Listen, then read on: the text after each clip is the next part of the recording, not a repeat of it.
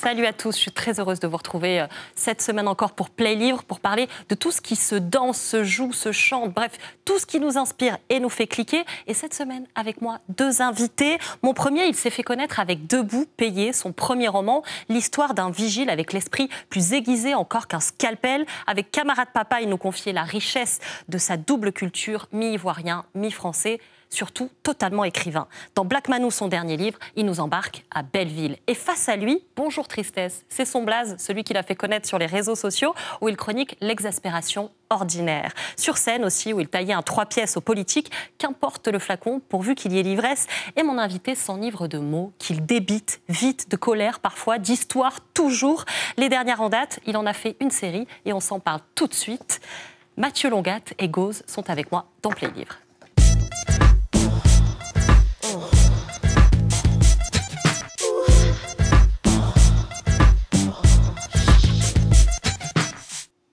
Bonjour messieurs, vous connaissiez tous les deux?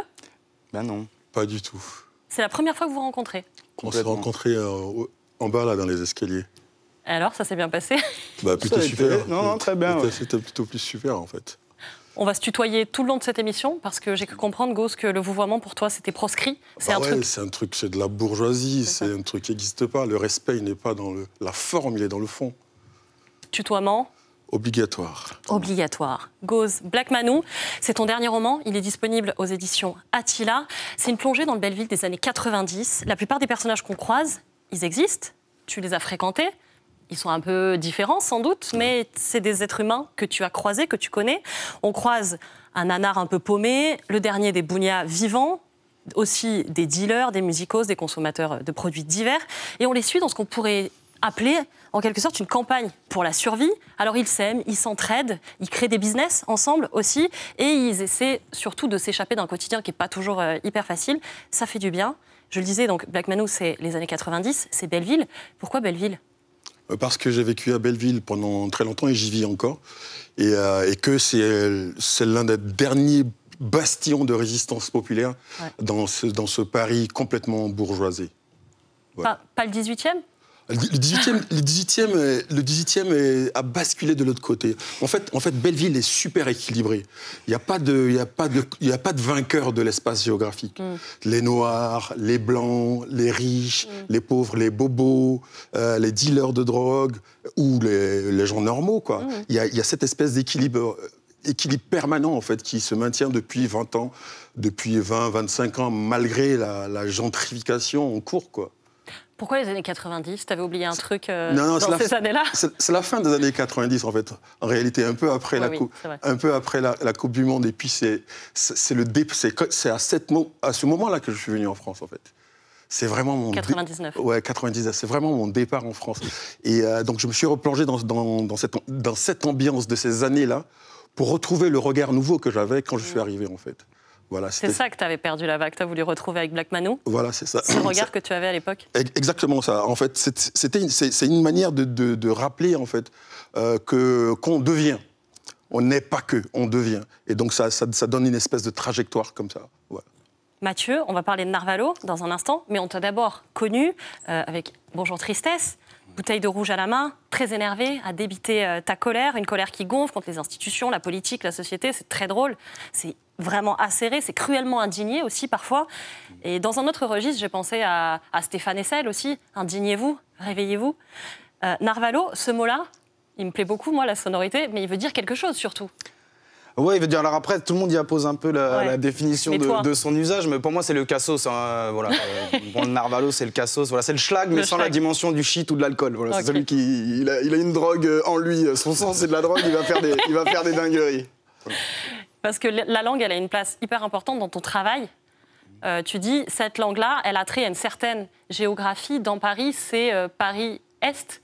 Alors en fait, je pense que c'est plus compliqué que ça, mais en gros, à l'échelle de Paris, souvent les nouveaux mots, Narvalo, ça vient du gitan. Des gitans. Et du coup, il y avait une grosse communauté gitane à côté de Montreuil, et du coup, ce terme, il est pas mal venu par là, mais je sais que par exemple à Nantes ou dans d'autres endroits, dans d'autres zones géographiques, ça correspond, en fait, ça a rayonné par là où étaient les gitans, quoi. Mais à l'échelle de la région parisienne, par exemple, dans le 78, on n'utilisait pas du tout Narvalo. Je l'ai découvert à 20 ans, quoi. Non, je ne connaissais pas, mais j'apprends. Et puis, de toute façon, je crois qu'on travaille à peu près sur le même terrain.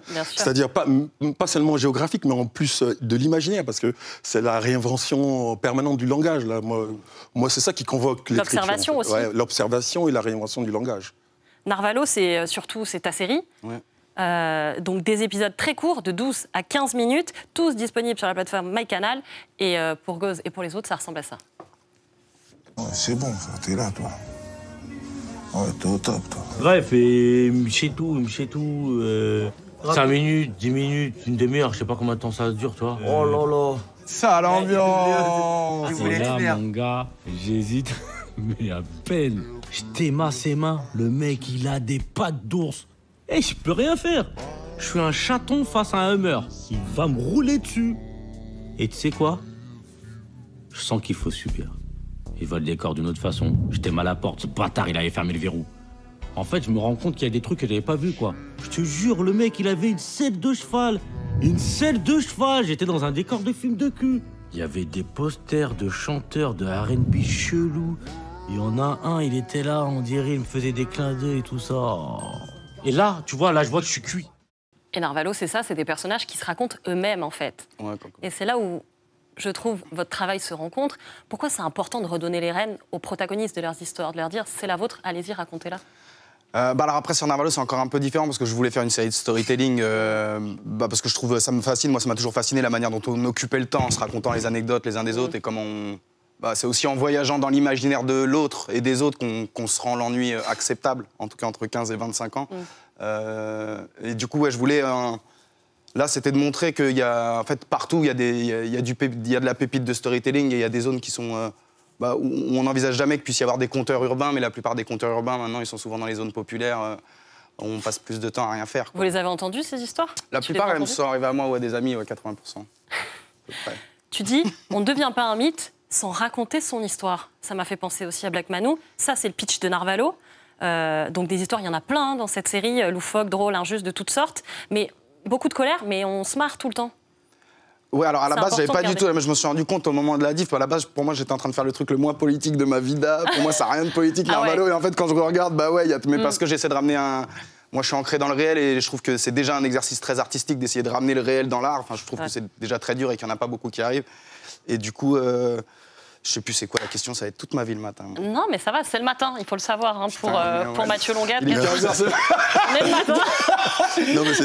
Non, mais c'est surtout que pour revenir sur les histoires, en fait. On est tous porteurs d'histoires. Et c'est ça qui est génial, en fait, de se dire que n'importe qui est capable de raconter une histoire la plus fabuleuse possible. Et que c'est pas dans les délires de science-fiction, des choses comme ça, que se trouvent les trucs les plus extraordinaires, mais justement dans la simplicité de la vie est drôle, quoi qu'il arrive. Le quotidien est drôle. Le quotidien est drôle. C'est pas normal de se lever le matin, de se lever à 10h, par exemple, ou de se lever à 4h30 du matin. Bon, j'ai dit 10h, je suis gentil avec toi. Mathieu Longuet dit le matin, c'est un état d'ébriété pour moi. Ouais, lui, le matin commence à 15h. Ouais, très. Non, mais il y a de ça dans la vie de tous les jours. Et la dimension du rire, c'est apporter l'intelligence. En fait, raconter une histoire, c'est fabriquer de l'intelligence en permanence. Raconter une histoire. Et c'est exprimer du recul, c'est accrocher des gens, c'est n'importe qui ne prend pas la parole, ne monte pas sur le tonneau. Alors justement, porter la parole de ceux qu'on n'entend pas, qui sont souvent en marge de l'histoire institutionnalisé, classique. Non, j'aime pas le terme marge, en fait. Oui. On est tous absolument des marges. Marginaux. Oui, ce serait quoi la norme? Le quartier latin ou le 16e arrondissement? Mais c'est des ghettos, on ne parle pas la même langue, c'est des marginaux pour nous. Et d'ailleurs, ce sont les moins nombreux. Donc moi, je redéfinis la marge comme toute cette upper class là qui nous vomit leur bien-être, leurs phrases à longueur de journée, parce que ce sont eux qui ont la parole, bizarrement, et pourtant ce sont les moins nombreux, ce sont eux qui ont les clés de la parole publique, pourtant ce sont eux les moins nombreux. En réalité, donc, ces marginaux-là, de temps en temps, il faut leur rappeler ça, quoi. Il faut leur dire, c'est vous qui êtes sur le côté, ce qui est normal, là, c'est ce qui se passe chez nous, là, dans les quartiers populaires. Dans populaire, il y a peuple, donc majorité démocratique.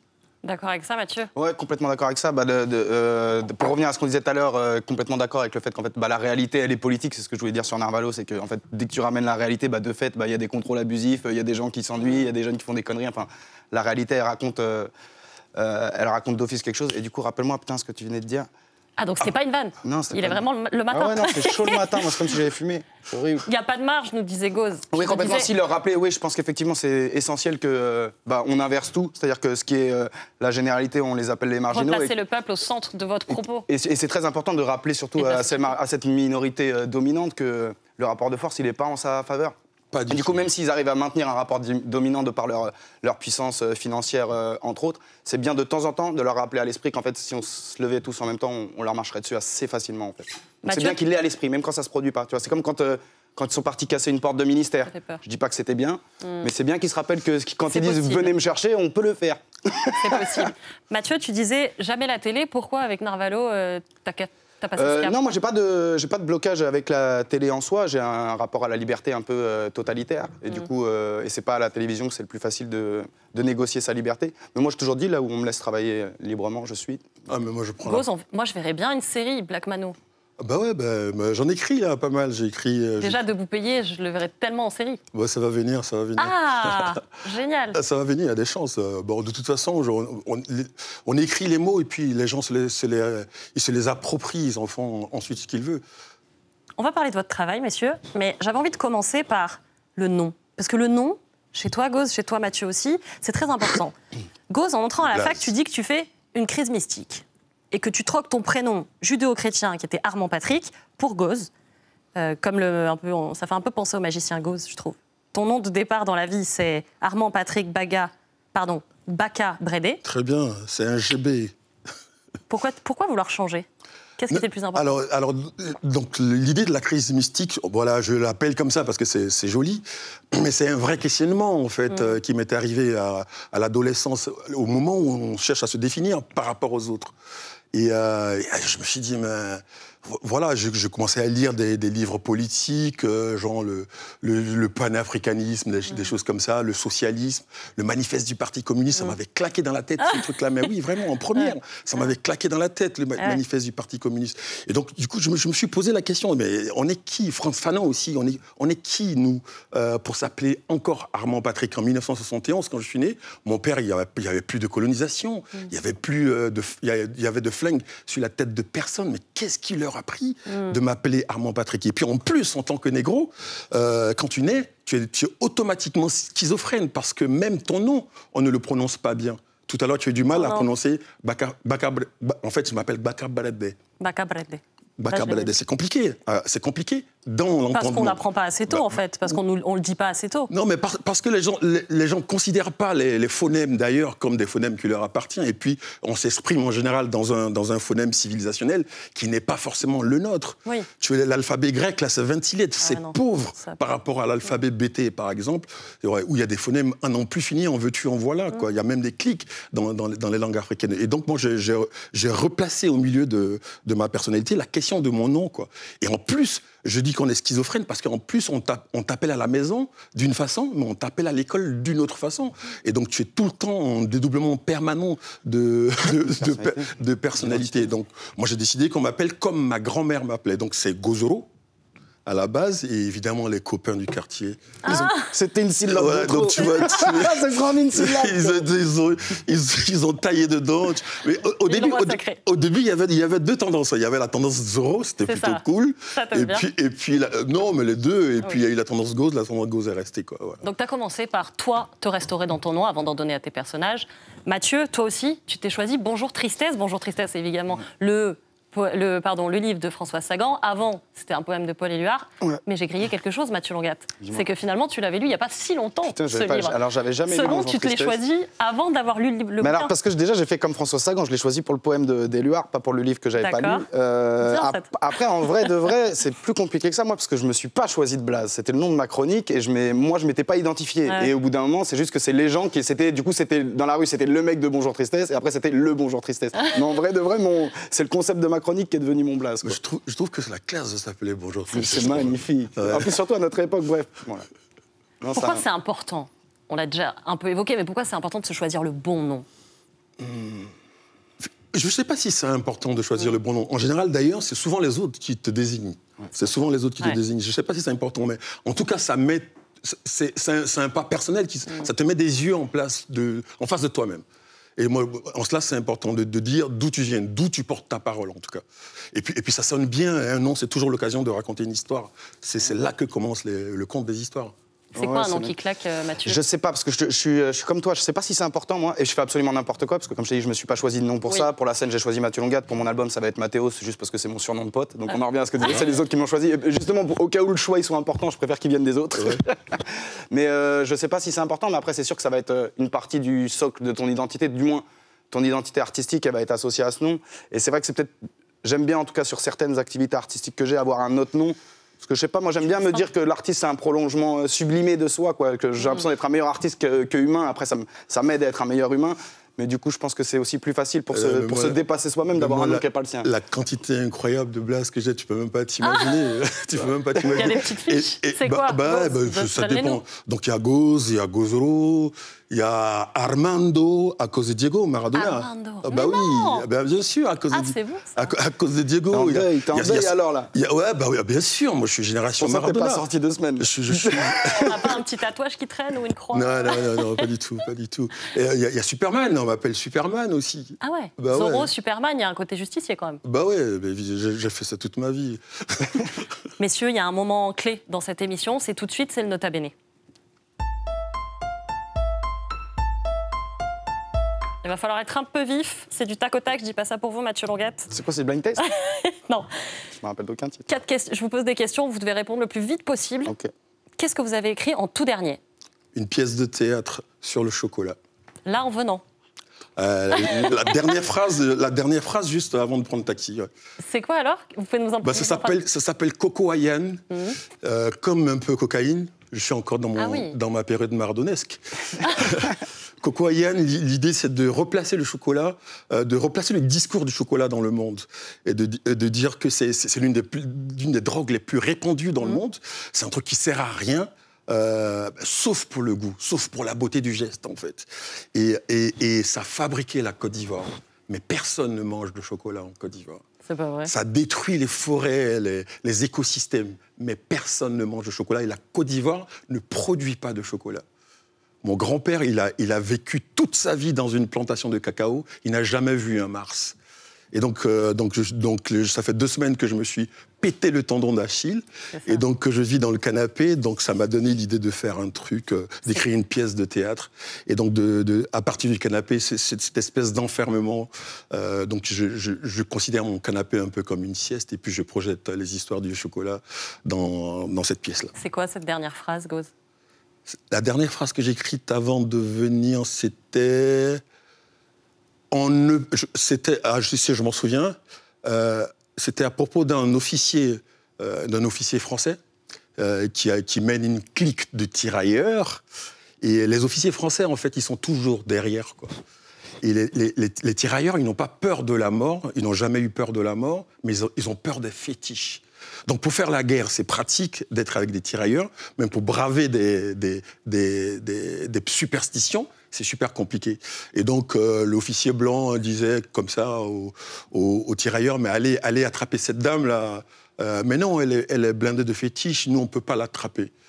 Et puis il les a traités de couards. Donc le sergent Malamine lui répliquait, mais un officier qui fait la guerre derrière ses troupes ne peut pas traiter ses soldats de couards. Voilà. On a la dernière phrase de la prochaine pièce. C'est vraiment la classe, j'ai pas fait exprès. Je vais dormir après. Et vous? Je crois que c'était la fin c'était une chanson, je crois. Ça devait être hier soir après avoir lu ton livre. Et ça devait être j'ai écrit vite. Tu l'as lu? Ah oui, il nous l'a demandé. Je l'ai lu c'est la classe. Minuit et 3 heures. Après le match en plus, j'avais bien mais c'est bien, c'est que ça veut dire que tu peux le lire après le match. C'est que c'est bon signe. Ah, c'est bon signe. En plus, je vais pas me forcer à lire. Moi, 15 pages, j'aurais arrêté et je t'aurais dit que je l'avais pas lu. Ouais. Et j'aurais dit que je le lirai plus tard. Je te dis. Non, mais c'est une chanson. Donc ouais, c'était la dernière phrase d'une chanson, je crois que j'ai écrit. Dans quelle œuvre tu aimerais vivre? La vie devant soi de Romain Gary. Ok. C'est pas compliqué. Ok. Pourquoi? Mais parce que Romain Gary, c'est Pelé, Maradona, réunis dans des pages de littérature. La vie devant soi, c'est la réinvention du langage. Il a fabriqué ce petit Momo-là, qui dit tout le temps, qui dit à la fin, ce qui compte, c'est l'amour. Voilà. Et d'ailleurs, j'ai vu dans les couloirs ici, Einstein qui fait une manifestation avec une pancarte, Love is the answer. C'est ça, donc voilà, j'aimerais vivre dans la vie devant soi. C'est un peu triste, mais c'est pas grave, c'est tellement beau par le langage, ouais. Et toi, Mathieu?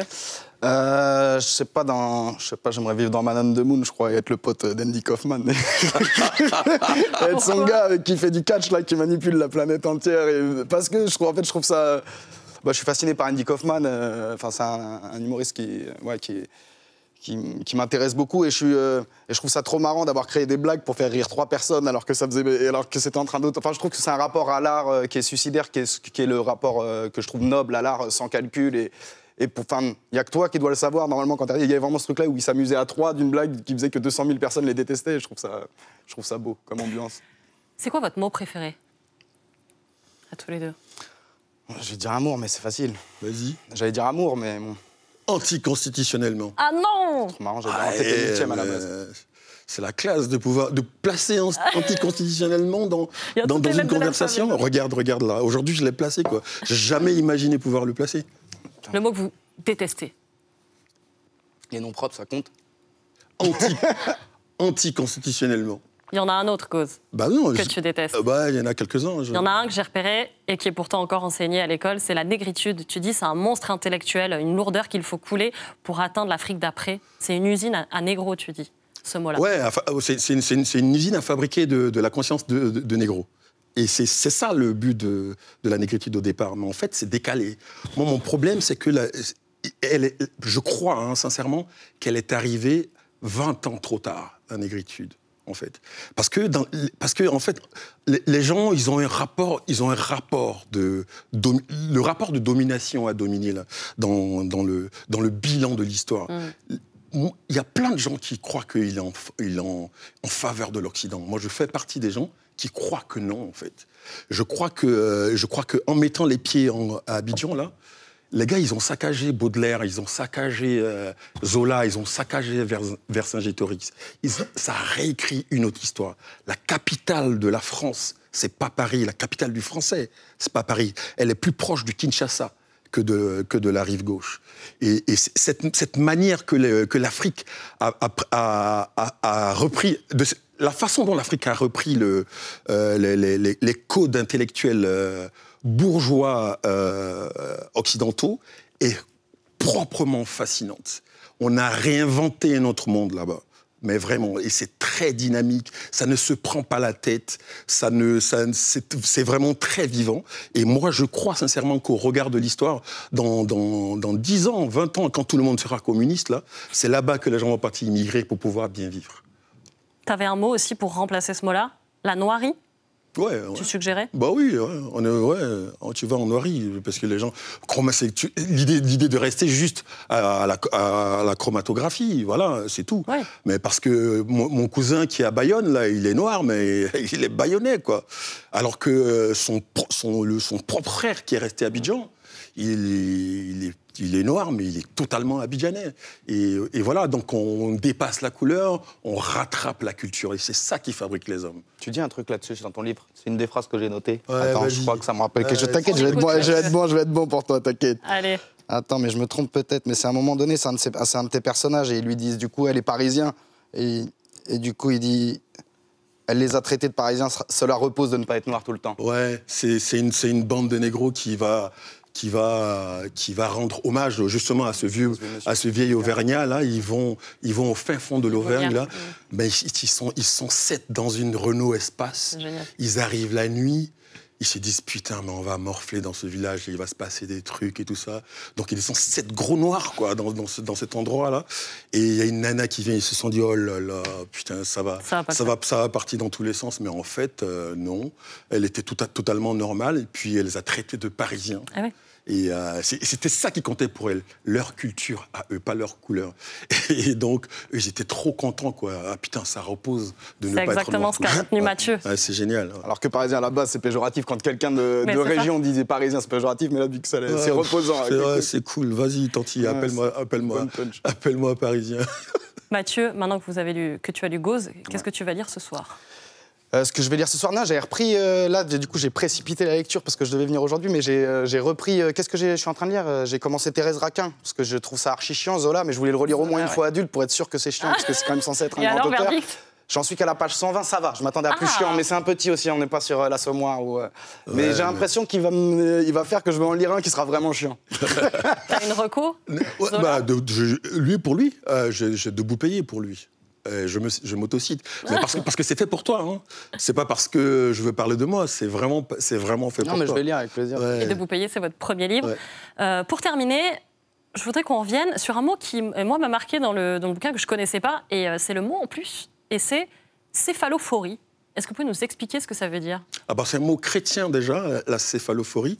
Saint-Denis, le même Saint-Denis de la Seine-Saint-Denis, là, le Saint-Denis de Saint-Denis, où il y a la basilique, là, en fait, on lui a coupé la tête.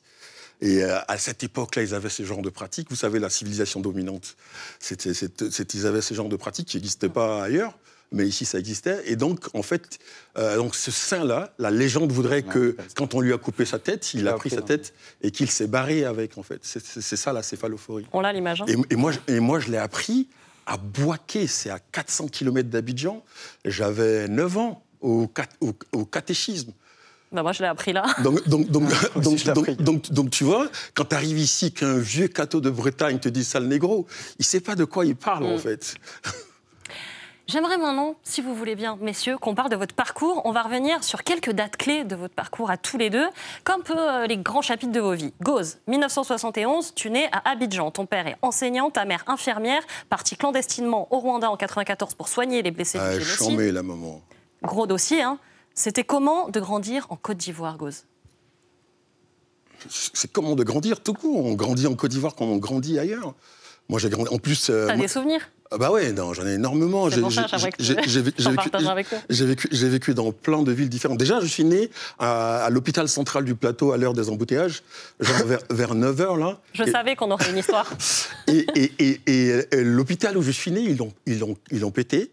Et c'est devenu la banque centrale. Je ne sais pas comment je fais pour être aussi pauvre. Mais c'est pour ça. Je ne sais pas comment je fais pour être aussi pauvre. Et très tôt, mes parents, ils sont partis dans une petite ville qui s'appelle Agny-Billecro. Mes parents, ils sont d'une autre région. Ils sont partis dans une autre région. Donc, l'une des premières langues avec le français que j'ai entendu, ce n'est même pas une langue de l'ethnie de mes parents. Quand on a la caricature des ethnies en Afrique, en Côte d'Ivoire, il y en a 66 des ethnies.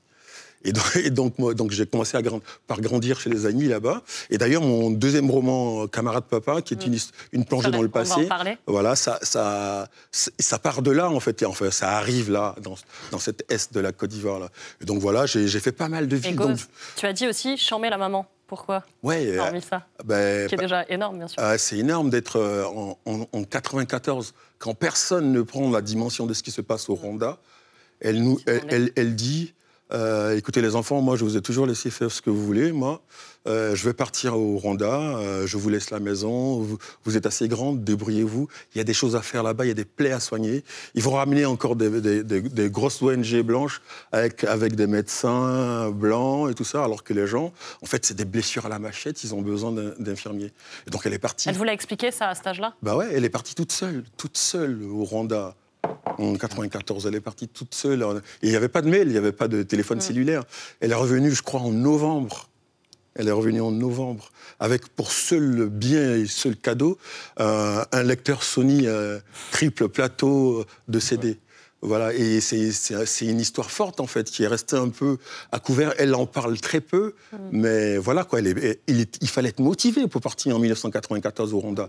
En plus, les frontières étaient fermées. Elle est passée par le Kenya, ensuite par le Burundi. Et du Burundi, elle est partie dans une petite ville de l'Est du Congo qui s'appelle Goma, qui est devenue une mégalopole des ONG internationales aujourd'hui. D'où le Chambé Maman. Ouais. Chambé Maman. 1987. Mathieu Longat, tu nais à Trappes. Ça ressemble à quoi, Trappes? Suresnes. Suresnes, pardon. Mais non, c'est pas grave. Mais j'ai fait de l'impro à Trappes, c'est pour ça que souvent on associe. Oui, c'est vrai, c'est après l'école. Trappes, c'est une ville particulière. En fait, je sais pas comment expliquer. Ça ressemble à une ville où il y a beaucoup de bâtiments, il y a beaucoup de cités à Trappes. Mais il y a aussi des espaces verts, parce que souvent on impose le... je crois que c'est beaucoup à cause de la fiction, c'est pour ça que j'ai voulu tourner une partie de Narvalo dans le 78, parce que du coup, dans les fictions, j'ai l'impression que les gens ils tournent souvent aux mêmes endroits, dans les quartiers populaires, et du coup, on a l'impression que les cités du 93, elles ressemblent à toutes les cités de France, alors que c'est l'inverse, les cités du 93, c'est les cités du 93, et les autres cités, elles se ressemblent plutôt, enfin, les autres espaces, le fait d'avoir des grands parkings, des espaces verts, une nationale qui passe entre deux quartiers, c'est des trucs de... Les zones périurbaines, elles sont beaucoup plus représentatives de la France que les banlieues très proches de Paris, qui sont très typiques, en fait. Et du coup, ça ressemble à ça. Dans le 78, c'est vert, quand même. Ça reste vert, le 78. Moi, je trouve que c'est un très beau département. T'as des beaux souvenirs de cette époque-là? Ton enfance à Suresnes, alors? Non, à Plaisir. Moi, j'ai grandi à Plaisir, mais voilà, en gros, ma zone, c'est Plaisir et en Trappes. Ouais, moi, j'ai de très bons souvenirs de la jeunesse, de l'enfance. Il y a un énorme Leclerc, là, non, à Plaisir, à côté. Il n'y a pas un énorme Leclerc, là? À Bois d'Arcy. Ouais, ça. Le Leclerc de Bois d'Arcy. J'ai acheté des bulots là-bas la semaine dernière, mon gars. Il y a 2 semaines, c'est magnifique. Je suis pas loin, voilà, tu vois, il y a de l'air, quoi. Gauze est allé acheter des non, mais j'ai Leclerc. Ouais, mais j'ai un pote avocat, mais les négros, ils aiment habiter trop loin, quoi. Donc quand tu vas le voir, tu vois, tu fais des kilomètres, tu voyages, quoi. Ça va, c'est 20 minutes, c'est vous les Parisiens, vous êtes aliénés avec la distance. Non, moi, je suis pas parisien, moi je suis abidjanais. Oh, attention, mais là, toi, actuellement, Mathieu. Mathieu, tu as fait l'école des juniors de Trappes, celle qui a vu Jamel, Arnaud de Samer, Sophia Aram. T'en gardes des bons souvenirs? C'était une belle formation? Ah ouais, c'était magnifique. Et puis je me suis fait des amis qui sont encore mes amis. On a fait une tournée, on faisait des tournées l'été où on apprenait le théâtre classique dans une compagnie. En échange, on apprenait l'improvisation théâtrale aux petits de zones rurales. Et du coup, ils découvraient l'improvisation théâtrale. Et il y avait un choc culturel qui était archi cool. On était un peu les meilleurs, donc c'était agréable aussi. Parce qu'on arrivait un peu avec... À la fois, il y avait un espèce de mépris de classe. C'est quoi être les meilleurs, Mathieu? On a gagné tout. Je pense, à part un match d'improvisation de la finale du championnat de France, mais qui se jouait à La Réunion et c'est le public qui votait. Sinon, je crois qu'on n'a jamais perdu un match. Mais tu vas dire que les Réunionnais. Ils ont voté pour La Réunion. Je sous-entends un peu. Oh putain, mais les gars, c'est des chauvins tout le temps. Mais c'était une belle équipe. Mais à la fin, je me suis fait vieillir, moi, à la fin. Mais ça va, même avec le recul, si. Mais je me fais tout le temps. Pourquoi tu t'es Moi, c'est parce que je continue à aller à l'entraînement de l'impro alors qu'il y avait le bac, alors que les autres qui passaient le bac cette année-là, ils venaient plus. Et du coup, j'avais arrêté le shit. Du coup, je buvais l'après-midi, j'avais bu une Desperados. Je suis arrivé, j'étais un peu trop joyeux. Et je me suis embrouillé avec le coach à l'époque. Je dormais pas. 1999, le 14 août 1999, Gauze, tu arrives en France à l'âge de 28 ans. T'as en poche un master de biochimie, des années de photo, de cinéma, de journalisme, puisque t'as passé pas mal de temps, 5 ans, à voyager en Côte d'Ivoire. À rien faire, mais à faire beaucoup de choses. Et tu dis, il était temps pour moi de me balader ailleurs. Pourquoi ? Parce que c'est humain, en fait. On est fabriqués pour bouger, nous. C'est vraiment ça. Hein. C'est pas... Sinon, tout le monde serait resté en Afrique, là. Il y a des hommes au pôle Nord. Il fait moins 60 le matin. Il y a des gars qui ont déménagé là-bas. Tu te dis, mais qu'est-ce que vous foutez là, quoi ? Il y en a au Sahara, quoi. Et donc, en fait, c'est naturel. Et on est tout le temps en train de questionner l'horizon. Et moi, j'ai pas mal traîné quand même à Abidjan. J'ai fait de la photo, j'écrivais des articles. Oui, tu dis que c'était ton premier poste d'observateur, d'ailleurs. Oui, et c'est sans pression en plus. J'avais la bourse à la fac parce que j'arrivais à bien me débrouiller. Je travaillais bien, quoi, on va dire. La biochimie, ça allait. T'as ton master quand même de biochimie. On dit maîtrise à l'époque. C'est un truc de vieux. Nous, on est né en 87. Ouais, c'est ça. Donc, vous parlez de master. Donc, voilà. Et donc, moi, je pouvais vraiment bouger. Je claquais toute ma thune plutôt dans des pellicules photo au lieu de boire des coups. Je me suis rattrapé après, vous inquiétez pas. Merde, tout ça pour ça. et j'avais besoin de voir ailleurs. Et j'ai débarqué donc le 14 août 99 sur la Lune. Sur la Lune, c'était vraiment ça. On n'est jamais préparé à ça. Tu sais, c'est 6000 kilomètres, mais c'est pas naturel de voyager comme ça. De faire 6000 km en 6 heures, ça n'existe pas. Avant, quand on voyageait, tu avais le temps de voir les saisons bouger. Même humainement, de voir des trans. Et en plus, le vol, c'est la nuit. Et tu arrives le matin, quoi. Donc, pour ceux qui ne se réveillent pas le matin, c'est vraiment la claque. Tu arrives vraiment, tout est un peu en apesanteur, comme ça. J'en parle un peu dans le début du roman. Tout est un peu au ralenti. C'est août, c'est complètement sec. Tu as l'impression de débarquer vraiment sur la mer de la tranquillité, comme les gars qui, en 1969, quoi, Neil Armstrong et sa bande. Voilà. 2010, sort le film Donoma. Ouais. Donoma, c'est un ovni. C'est le film surtout le moins cher de l'histoire. 150 €. Absolument. Mais quand t'en parles, t'es hyper fier d'avoir fait ce film. Ouais, je suis très fier. Tu l'aimes beaucoup. Je l'aime beaucoup. Qui est-ce que je tu as trouve ça exploité pour le faire? très bon film. Ah, non, moi je suis pas réalisateur, j'ai juste joué dedans. Mais en gros, c'était vraiment un film qu'on a porté toute l'équipe. C'était un film qu'on a fait en guérilla avec juste une caméra et des acteurs. Et après, on a organisé des projections à Paris et au fur et à mesure, le film y prenait. Et au bout du bout, on a rempli le Grand Rex en Indé avec 2700 préventes. C'était historique. On a été sélectionné à Cannes. On a eu le prix Louis Deluc du meilleur premier film. Et voilà, et après, il n'y a pas eu grand-chose parce que Il faut voir ce film, Gauze. Ouais, il vaut le coup et je pense qu'il est gratuit. En plus, il est dispo, il est trouvable. Mais du coup, il y avait en fait, c'est ce qui racontait aussi ce film-là. C'est beaucoup un film qui m'a appris. Enfin, moi, j'ai toujours été plutôt fait pour être indépendant, mais c'est beaucoup un moment de ma vie qui a participé à construire ma vision de l'indépendance, à comprendre que c'était très dur en Indé, mais que c'était faisable, à comprendre aussi qu'il y aurait toujours des forces obscures pour que les Indés ils restent en dessous. Enfin, il y a un plafond de verre qui existe. Et après aussi à comprendre dans un autre temps qu'être Indé, c'est pas être seul, quoi. Être seul, c'est juste être fou. Ouais. Mais être Indé, c'est être libre et être entouré des bons gens. En fait, c'est être entouré des gens qui facilitent ta liberté d'expression, quoi. Et du coup, ouais, c'est vrai qu'et puis derrière, il y avait tout un truc de potes aussi, parce que finalement, il a été acheté par Arte. Du coup, on a fait un tourbus avec nos têtes dessus. On a été présenter le film partout en France à 20 ans. Donc c'est incroyable. On l'a fait avec.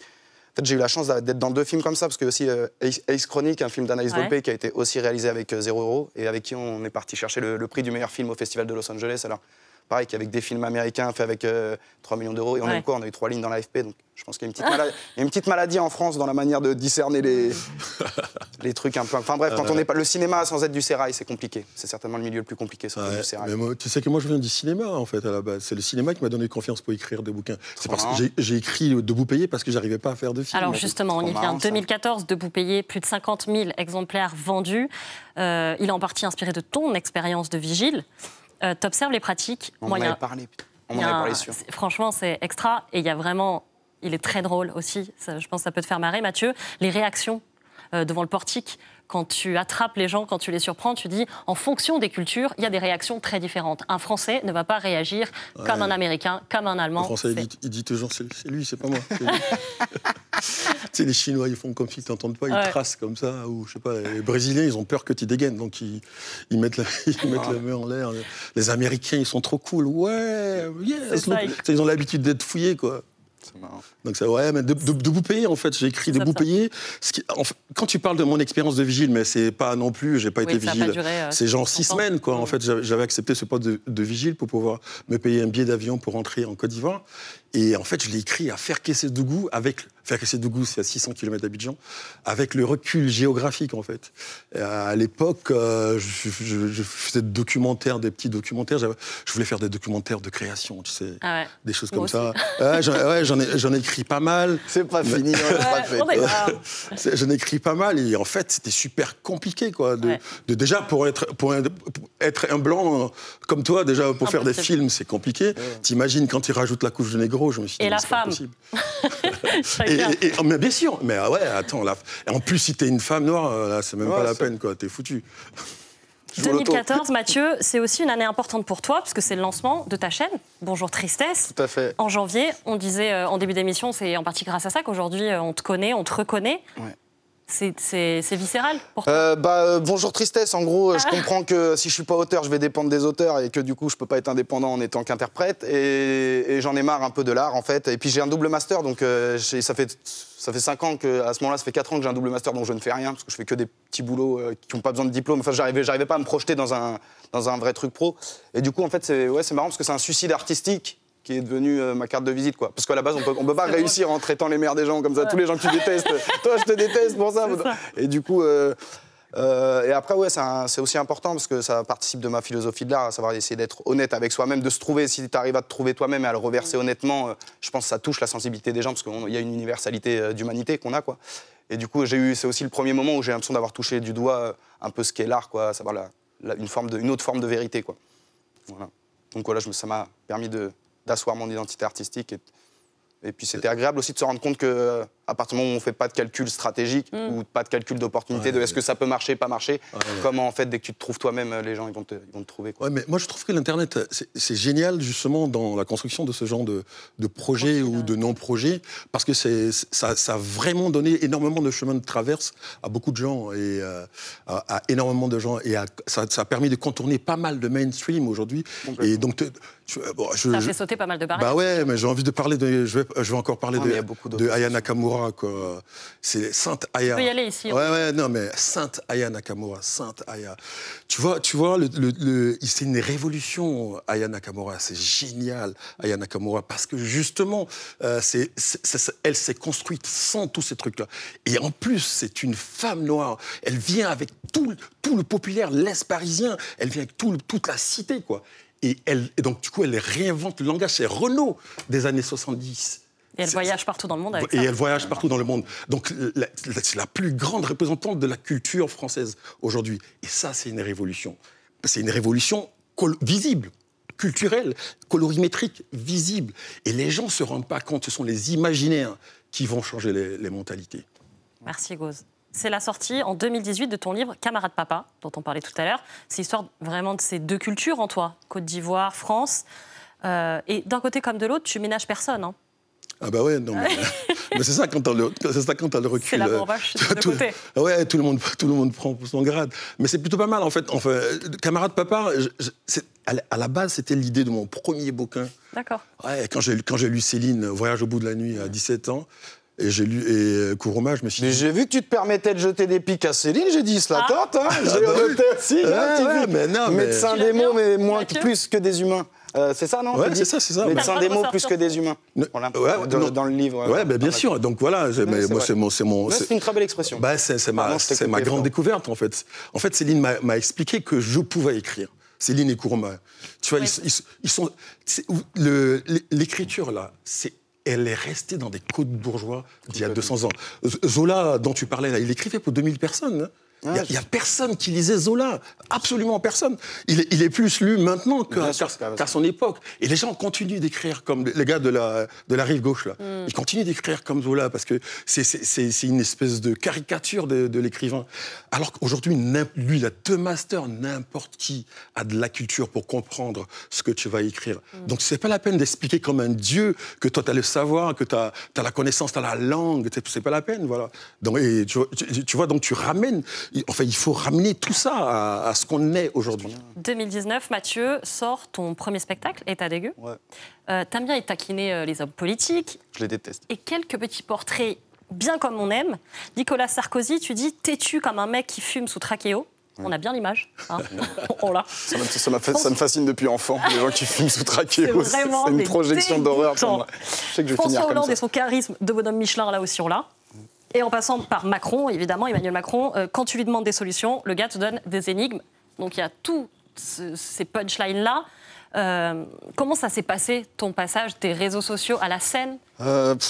Lentement, hein. À la base, en 2014, je lance Bonjour... parce qu'en 2014, je lance Bonjour Tristesse, et 6 mois après, je sais que je vais faire un spectacle, quoi. Et puis après, moi, la vie, elle me berce bien. Le temps, il passe très, très vite. Je le dis souvent à la fin du spectacle. Je dis, à chaque fois, je devais le faire dans 6 mois, et je décalais en me disant, j'aurai le temps. Et en fait, c'est 6 mois pour un fumeur de shit, c'est demain, quoi. Ça passe très vite. Donc, je me suis retrouvé en 2018, et là, je me suis dit, vas-y, bouge ton cul. Et je l'ai finalement écrit l'été, j'ai commencé en 2019. Mais ouais, c'était important parce que c'est ce que je préfère, la scène. C'est là où vraiment je me sens le plus heureux, où je suis le mieux. Et puis il y a un truc de tarif. Pour moi, c'est le niveau pro, un peu la scène, ça blague pas. Voilà, si ça rigole pas pendant 20 secondes, c'est la sanction. 20 secondes, c'est la sanction, même pendant 1 heure. Tu fais rigoler les gens toutes les 30 secondes. Pendant 2 minutes, t'as pas de rire, c'est la sanction, t'es pas bien dans ta peau. Et il y avait aussi la volonté de s'émanciper dans Bonjour Tristesse. En vrai, je suis un peu, même si ça me ressemble beaucoup, je suis un peu planqué derrière cette figure du personnage tout le temps très énervé, etc., qui est monochrome en termes d'énergie et de locution. Ça t'a fatigué, ça, à terme? Non, parce que moi, c'est un défouloir, ça m'aide vite d'aller chez le psy, ça me fait beaucoup de bien d'insulter les politiques français et tous les malveillants. Donc non, moi, ça me soulage, mais après, c'était restrictif du prisme artistique que je veux représenter, quoi. Et du coup, il y avait l'idée, au bout de quelques années, je pouvais assumer, moi, de me présenter sous ma manière de parler, je suis plutôt souriant dans la vie, et venir m'adresser aux gens. Donc c'est vrai que voilà, sur scène, je suis à poil, quoi. Voilà, j'ai pas de carapace. Pour s'apaiser un peu, Gauze est venu avec un clip, Mango, de Kamaou. What do I do? if he loves you truly, how could I not love him too? If he improves you more than I used to, hey, I don't want nothing but you. Pourquoi ce clip, Gauze? Bah, déjà parce que ça groove. Il est trop beau. Parce qu'il est beau, ça groove grave. On a l'impression que ça a été fait dans les années 70 alors que ça maintenant. Et surtout, la voix est incroyable, les paroles sont belles. C'est que de la poésie et de la beauté. Et c'est ça le monde en fait. On est tous à la recherche de la beauté. Ça fait groover tout le monde ce genre de son-là. Et ce sont des sons d'origine négro-africaine. C'est cette espèce de contretemps-là n'existe pas chez Mozart. Ça n'existe pas chez Schubert et tout ça. Et ça, c'est ça le monde d'aujourd'hui. Le monde d'aujourd'hui là est culturellement négro-africain. Ça, c'est l'un des plus grands bilans de la colonisation. Tout le monde écoute du jazz. Tout le monde écoute du reggae, tout le monde écoute de la techno, et tout ça, ça vient de là. Et donc, moi, c'est l'idée de rappeler aux gens, tu sais, tous les pleurnicheurs qui disent « Ouais, on a trop souffert ». Mais non, non, non. Au bilan de l'histoire, on est plutôt au-dessus de tout le monde. Sur cette belle phrase. Propos de livre, moi, j'ai envie d'écouter Mathieu. Je ne sais pas ce que tu en penses, Gauze. Ça va être un petit effort, Mathieu Longat, mais on a envie de t'écouter lire, et c'est tout de suite, c'est la lecture. Ah ouais? Ouais. Alors, c'est un extrait. Manou, hein. On dit Manou. C'est Manou. Ouais, Manou. C'est un extrait du roman de Gauze, Black Manou. On t'écoute. Libre, Black Manou visite des églises. La majesté des cathédrales l'apaise. Enfant, il avait Saint-Jean de Cocody. Il traversait tout le quartier pour s'y réfugier. Paris est plein d'églises, mais vide de chrétiens. Le contraire d'Abidjan. Un paradoxe français est que souvent, les immigrés ont la même éducation vieille France que les xénophobes qui les rejettent. Ouais, merci pour cette lecture, je l'avais Mathieu. noté en plus celle-là aussi. Ah, mais bien, t'as bien noté. Il est content. Non, c'est discerner la beauté avant de la chercher, comme tu dis, mon gars. Non, je la discerne. Elle t'a plu cette lecture par Mathieu? Ah bah ouais, merci, il a pris le bon ton. J'ai pris le temps et tout, ça va? Tu me dis, hein. Ouais. Sinon je recommence. Il était un peu ému. T'as vu, ça allait perler? T'as vu que ça allait perler au coin de mon œil? Vas-y, ça va aller. Vous êtes d'accord, Mathieu? Tu es d'accord, pardon, avec cet extrait? Ouais, en tout cas, du moins, je pense que... que les gens ils sont toujours très très concentrés sur ce qui les différencie, alors qu'on sous-estime complètement le commun qu'on a tous, et du coup ça peut venir effectivement d'une éducation religieuse, d'une éducation historique. C'est pour ça que j'adore le foot. Souvent il y a une espèce de mépris bourgeois pour le foot, mais moi tu me mets n'importe où dans le monde avec un ballon de foot, je communique. En fait, à Cuba, j'ai joué au foot avec des Cubains, on parlait pas un mot. Partout au Maroc, enfin bref. Et du coup, et c'est beaucoup ça, le foot, ça te beau que en fait n'importe où dans le monde, sans parler même la langue de la personne, tu dis Zidane, et tu vas échanger même avec des gestes sur un signe. Et bon bref, tout ça pour dire... ou en tout cas, oui, clairement, ça participe beaucoup de ça, je crois, le racisme et la xénophobie, c'est vouloir chercher ce qui nous différencie avant de chercher ce qu'on a en commun, alors que c'est la base d'une interaction humaine, c'est le commun, quoi. On peut vous trouver dans des églises, tous les deux?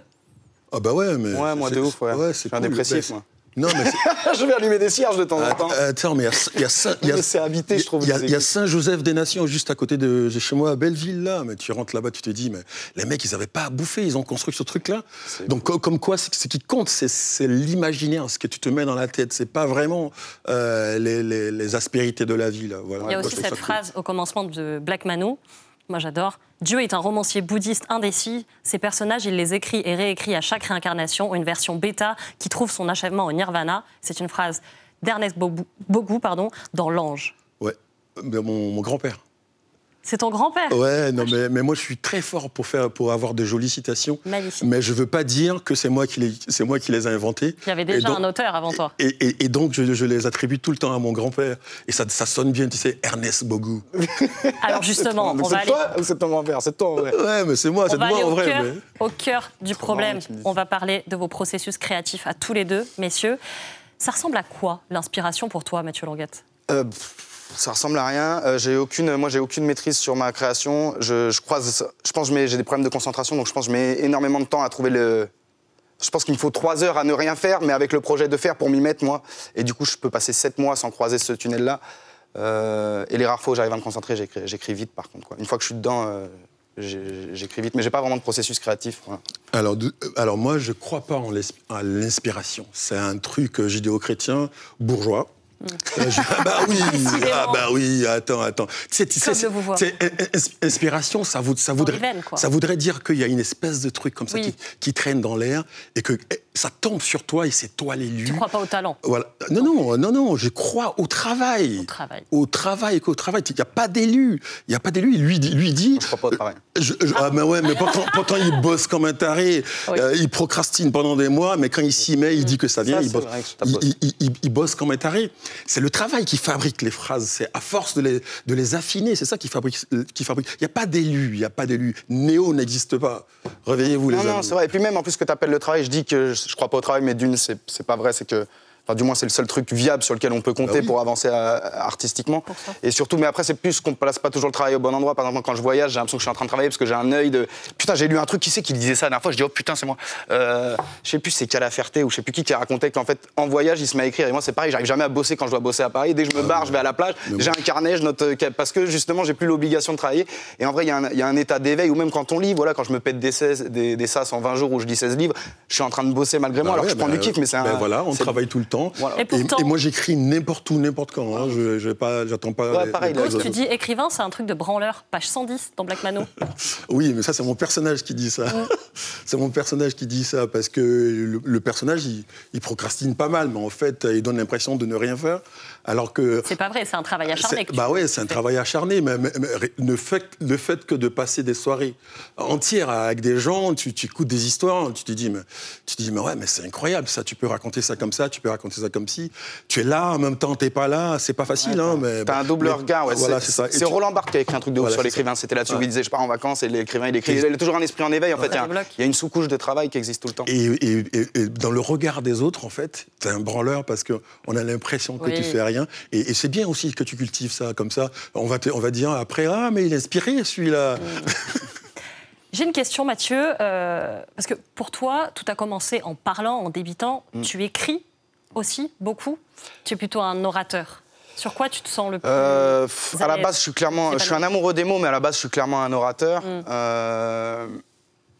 La punchline, c'est hyper important. Ouais, j'ai un rapport. J'ai eu un rapport à la parole avant d'avoir. Dès que j'ai écrit, c'était pour faire de l'art, quoi. J'écris pas. Après, peut-être que maintenant, en l'ayant fait, je le ferai un jour pour le plaisir, mais je sais pas comment expliquer. C'est à partir du moment où j'ai voulu avoir un résultat artistique que je me suis. Enfin, j'avais écrit des poèmes vite fait, mais j'étais plus un. Oui, à la base, je suis un orateur. L'écriture, ça m'est venu dessus. Mais je suis un vrai amoureux des mots et de... Enfin, les mots, c'est mes poteaux, quoi. Que ce soit en musique, en truc... Je vois ça, tu as pris des notes. T'inquiète, je l'ai repéré. C'est vrai, il prend des notes. Mais non, parce que j'aime bien ce qui est beau. Tu disais, on recherche toujours la beauté. Maintenant, et vu que je l'avais pas encore, du coup, je l'ai lu en tablette. Je lis jamais rien en tablette. Normalement, je plie les pages, je mets des coups d'ongles. Et là, j'avais rien. Du coup, j'ai pris quelques notes. C'est génial. Comment tu te sens, Gauze, quand tu crées, quand tu es en train d'écrire? Ça dépend. Organiquement, je suis absent, en fait. Je suis vraiment absent. Je suis vraiment dans le monde dans lequel je me projette. Et c'est pour ça que je peux écrire partout, tant qu'on ne m'adresse pas la parole. Porte close. Comment on sait qu'une œuvre ou qu'un travail est terminé, Mathieu? Comment tu sais que c'est le point final? C'est que je le sors. C'est que je le confronte au public, sinon avant, que ce soit, je peux faire des allers-retours la veille, moi changer un texte 2 minutes avant, c'est le moment où je le livre au public. Toi, t'es d'accord? Je sais pas, je crois, il y a un moment où je sais que ça marche. Je sais pas comment dire ça. J'ai dit, bon, là, ça marche, c'est bon. Des fois, mais c'est bien, là, tu y es. Je dis, je sais pas, j'y suis pas encore. Mais donc, à force de travail, tu remets des choses en place. Par exemple, dans Black Mano, les lettres de... Voilà, ça, c'est un exemple concret. Il y a des espèces de lettres en héritage qu'il laisse. Et je savais qu'il fallait que je les place, mais je savais pas où et comment les placer. Et le jour où j'ai su, j'ai dit, c'est fini. Voilà. Ouais, il y a cette phrase aussi qui conclut le livre. Chaque étape de ma vie a été éclairée par une étoile.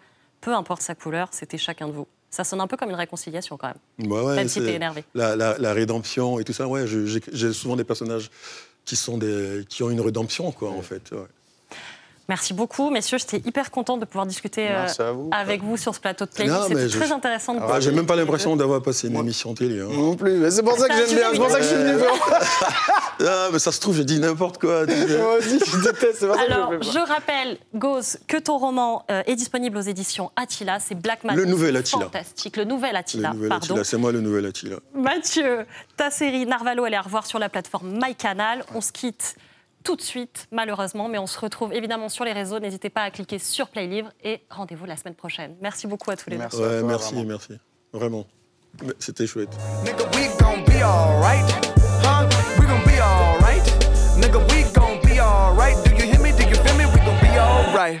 And when I wake up, I recognize you looking at me for the pay cut. Bahamas, I be looking at you from the face down. One Mac 11, even boom with the bass down. Skimming, now let me tell you about my life. Painkillers only put me in the twilight. With pretty pussy and Benjamin is the highlight. Now tell my mama I love her, but this what I like. Lord knows, 20 of them in my Chevy. Tell them all to come and get me, reaping everything I sow. So my karma come in heaven, no preliminary hearings on my record. I'm a motherfucking gangster, silence for the record.